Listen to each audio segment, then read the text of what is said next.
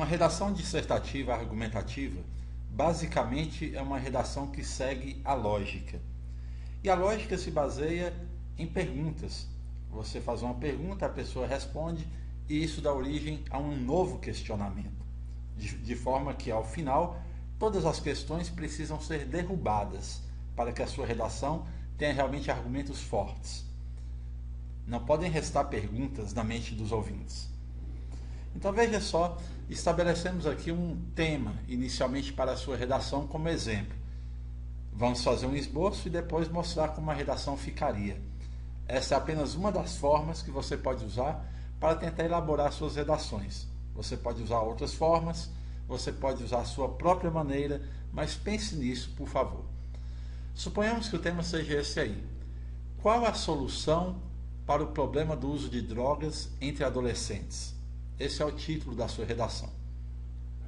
Na primeira parte, na primeira divisão, eu tenho a introdução. Na segunda, o desenvolvimento. E na última, a conclusão.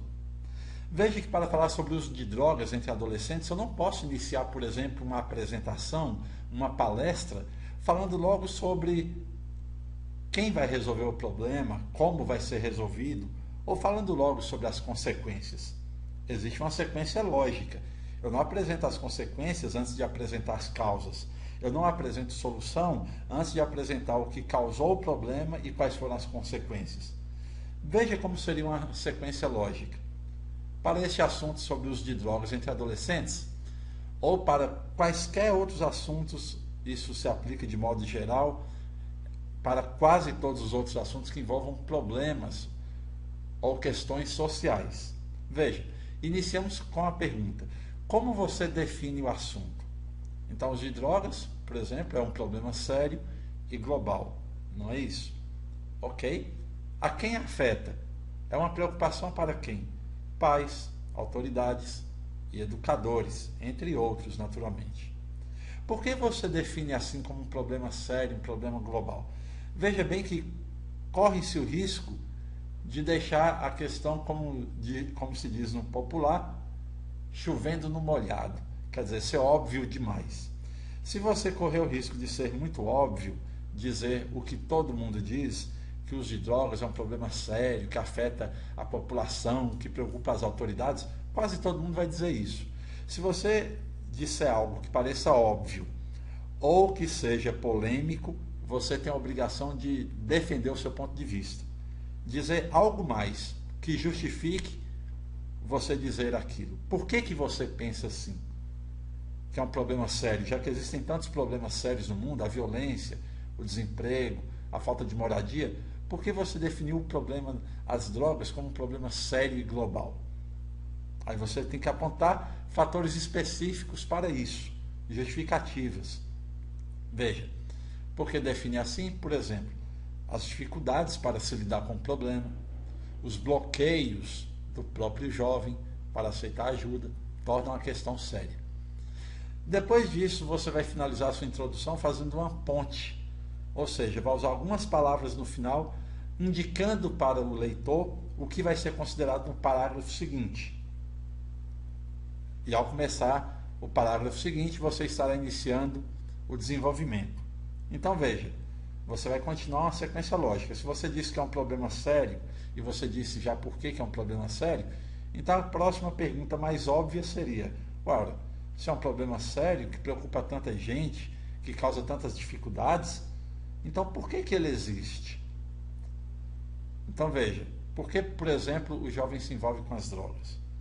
E a questão poderia estar relacionada ao desejo de ser aceito, à inexperiência, desejo de liberdade, curiosidade, dificuldades na família. Não coloque pontos demais. 3 ou 4 no máximo. 2 geralmente é pouco, 3 é o suficiente, ou 4. Não coloque pontos demais, porque você vai, quanto mais pontos você colocar, mais terá que argumentar. Ok. Então você disse por que o problema existe, quer dizer, o que o causa. Então você tem que dizer agora, no outro parágrafo, quais são as consequências. E veja, você não vai considerar consequências de forma aleatória. Faça com que seu texto esteja coeso, amarrado, uma informação relacionada à outra. Se você disse que um dos motivos que leva ao uso de drogas é o desejo de ser aceito, qual a consequência então depois que o jovem usa? O isolamento, que é exatamente o contrário de ser aceito. Perdoem-me, eu escrevi isolamento, corrijam aí, isolamento. Se outro problema que leva às drogas são as dificuldades na família, quais são as consequências? Problemas familiares.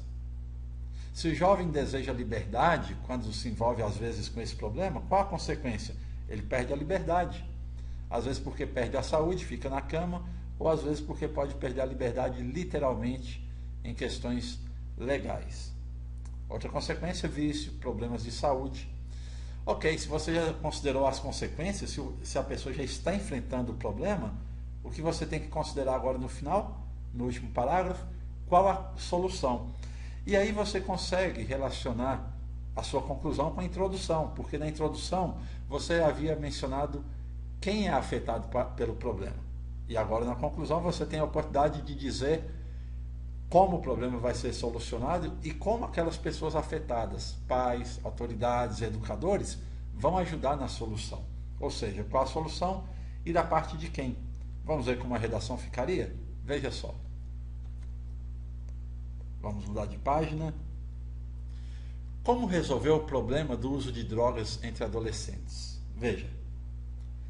O uso de drogas entre adolescentes é uma questão alarmante, enfrentada por autoridades policiais, educadores e pais em todo o mundo. O ritmo acelerado, como o problema se propaga, os bloqueios e dificuldades à intervenção e o sofrimento gerado tanto para os jovens como para aqueles que os rodeiam, justifica uma reflexão ponderada, não só acerca dos motivos que estão por trás do envolvimento com as drogas, como também das medidas razoáveis que podem ser tomadas a fim de se tratar de tal mal. Que se saliente, a princípio, que a inexperiência e curiosidade peculiares da juventude estão entre os fatores que levam muitos nessa fase da vida a se sentirem atraídos por experiências perigosas.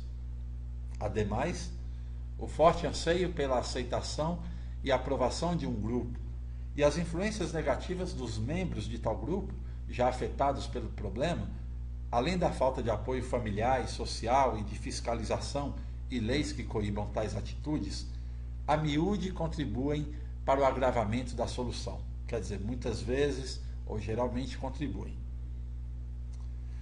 Você destacou as causas? Como consequência, vemos pessoas cada vez mais jovens sofrendo efeitos bioquímicos e sociais comuns aos usuários de entorpecentes, tais como depressão, alienação, anorexia, envolvimento em crimes para sustentar o vício e uma indelével rejeição social. Conclusão?